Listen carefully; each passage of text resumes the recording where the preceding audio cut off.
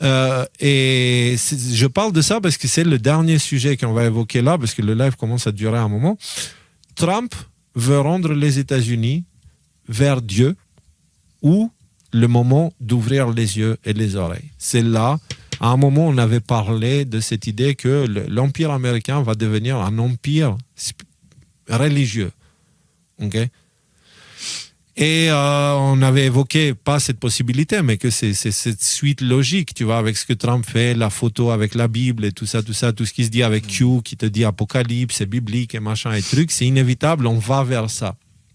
Mais ce qu'il faut comprendre, et ça on va l'avancer dans les temps à venir, c'est que il existe un Dieu universel, okay? Le zéro, le fameux zéro qu'on a évoqué l'autre fois, c'est le potentiel infini avec toutes les lois qui sont inscrites dedans et qui fait que la réalité existe, même si la somme de toutes les forces qui la composent, c'est zéro. Tu vois, c'est ça qui est intéressant. Ce Dieu, il est tout. Mais il existe une autre version de Dieu qui a été apportée par des institutions religieuses qui ont déformé le message de Moïse, qui ont déformé le message du Christ et qui ont déformé le message de Mahomet, qui ont déformé le message de Bouddha, qui ont déformé le message de tous les grands prophètes qui ont marché sur cette terre, surtout celui du Christ qui est venu, lui, vraiment changer les choses. Et ils ont pris ce Dieu universel qui est tout et qui est en nous, nous sommes en lui, etc., etc. Et ils l'ont transformé en Dieu extérieur qu'ils ont humanisé, un Dieu colérique, comme ils te disent dans la Bible, avec les traductions, etc. Attention, je suis un Dieu colérique.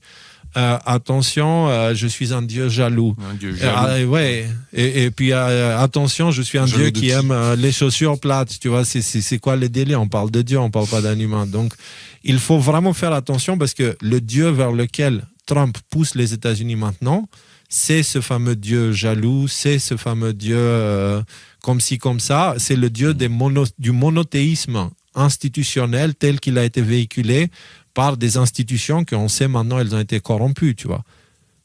Les institutions qui étaient censées attendre le Christ, c'est eux qui ont fait la demande aux Romains de crucifier le Christ.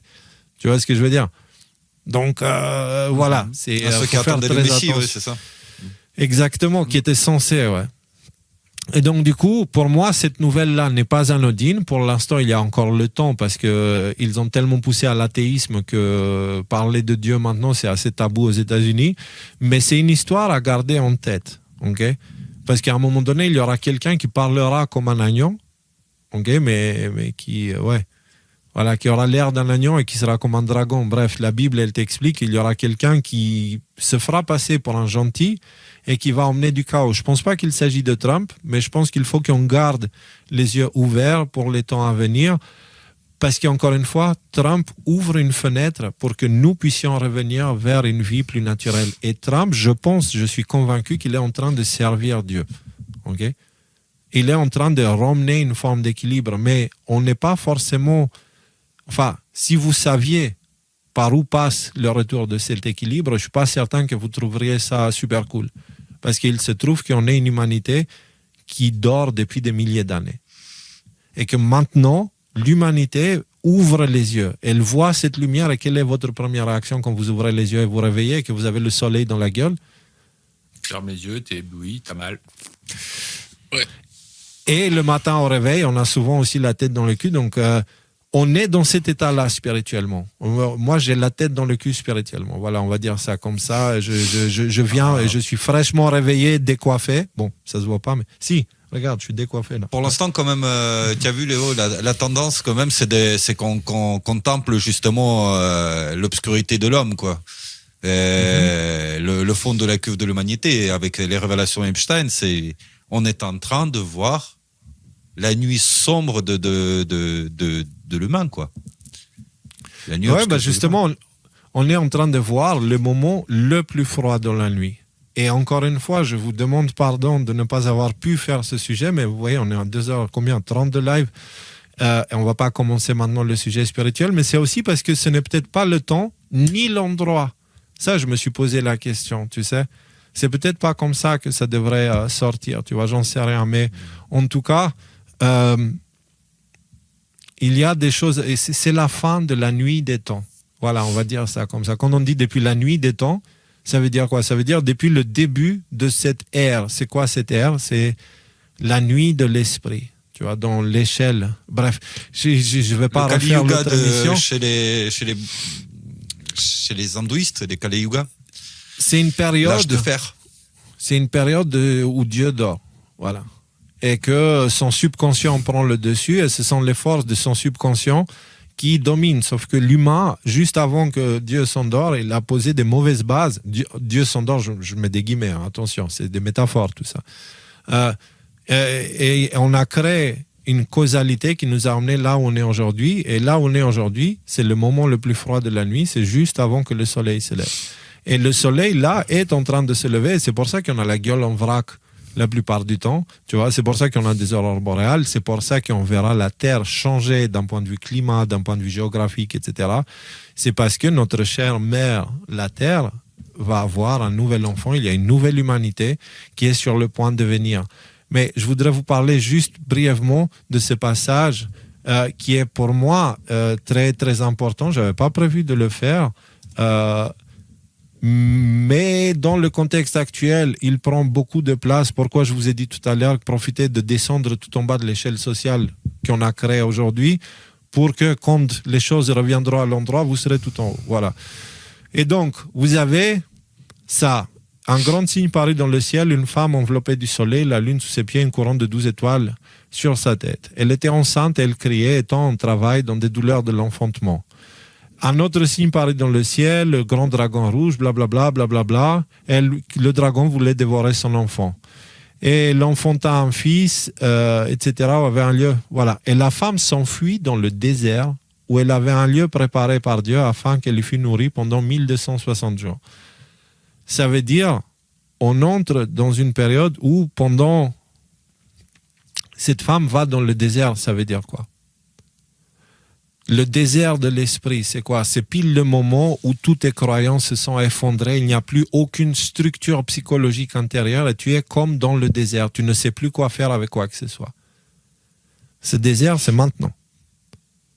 Et la femme qui s'enfuit dans le désert, c'est au moment du désert, qu'est-ce que tu vas faire? Est-ce que tu vas donner ton autorité à Trump et au gouvernement et aux États et à la justice des hommes? Ou est-ce que dans le désert, pour survivre, tu vas te tourner vers la loi de la nature, tu vois, les lois physiques, Dieu en fait, tu vois, la vérité universelle, dans quelle, au moment où tu n'auras plus rien, aucune structure intérieure, tes actes vont définir la suite. Parce que tu ne comprendras pas forcément ce que tu fais, tes actes vont définir la suite, mais du coup, à qui tu donnes ton autorité? C'est ça que ça veut dire. La femme s'enfuit dans le désert pendant 1260 jours. Et 1260 jours, c'est cette période de la bête qu'on avait évoquée dans l'émission, on avait parlé de tout ça. Vous vous rappelez? Les 3 ans et demi. Et donc, ça veut dire, dans les 3 ans et demi, il y a cette fenêtre qui est ouverte. OK? Par Trump, par le plan, par tout ce qui se passe, etc. Mais ça ne veut pas dire qu'on doit suivre la direction de ceux qui ont ouvert la fenêtre. Tu vois? Parce qu'imaginez ça comme ça. Votre maison est en feu. Et il y a un voleur qui veut ouvrir, enfin, que vous n'arrivez pas à sortir. Tu vois? Et il y a un voleur qui ouvre la fenêtre pour entrer à la maison parce qu'il ne sait pas qu'il y a le feu. Et il veut entrer à la maison, lui, pour voler la maison. Et lui, il ouvre, vous profitez, vous sortez. Il vous a sauvé la vie. Mais est-ce que ça fait de lui quelqu'un qui avait de bonnes intentions envers vous? Et surtout, est-ce qu'il faut aller voler sa propre maison en feu? Et surtout, est-ce qu'il faut aller suivre le voleur qui va aller dans le cœur de la maison, là où le feu s'y trouve? Vous comprenez ce que je veux dire?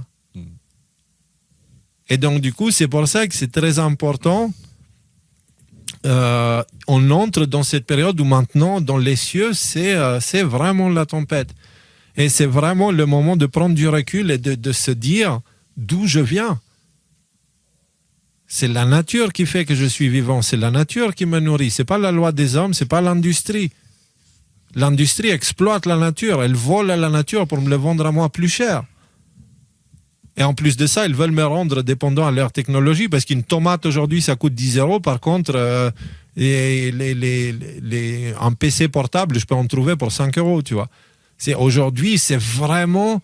ça devient ridicule comment la technologie devient plus importante dans nos yeux. On se concentre sur je veux me permettre d'acheter une belle télé plutôt que je veux me permettre d'acheter un gros sac de patates, tu vois. C'est encore une fois, c'est voilà. Alors les amis, ça fait un long live et je vois que Rudy il entre dans sa stade 22h30, même s'il n'est pas 22h30. Si on filme ça juste un peu avant, voilà, on ne sait pas en direct, on est à quelques heures de décalage, donc voilà, c'est l'après-midi. Bon, si vous avez des choses à ajouter, les amis, dans ce live extraordinaire, allez-y. On va y arriver. Nous avons, tu as fait aussi, on y arrive. On va chanter ensemble. Et pourvu que bientôt on ait l'occasion de chanter tous ensemble, nous y sommes arrivés. Sur ce, les amis, tenez bon. Dans la tempête, Leonardo, sortez couverts. Et à très bientôt. Elle arrive avec les dossiers Epstein. J'ai rien à ajouter, juste merci pour votre temps, merci pour votre soutien, puis merci d'avoir été avec nous dans toute cette longue aventure qui est encore pas terminée, loin de là. Donc on se voit normalement, si Dieu veut, la semaine prochaine. Je vous embrasse et je vous dis à très bientôt. Au revoir.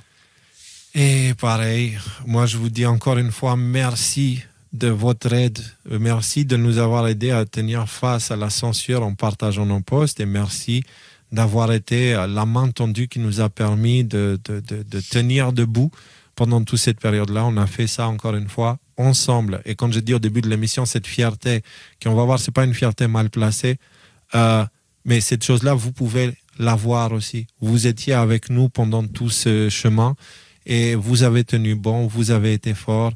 Et juste pour finir, si jamais vous pouvez vous le permettre, n'hésitez pas à continuer à nous soutenir parce que vous vous rendez compte que dans ces temps-là, cette guerre de l'information, ça peut provoquer quelques soucis aux médias alternatifs. Et dans l'état actuel, on est à peine capable de payer les factures, mais si jamais il y a un problème, on n'a aucune forme de réserve, quoi que ce soit.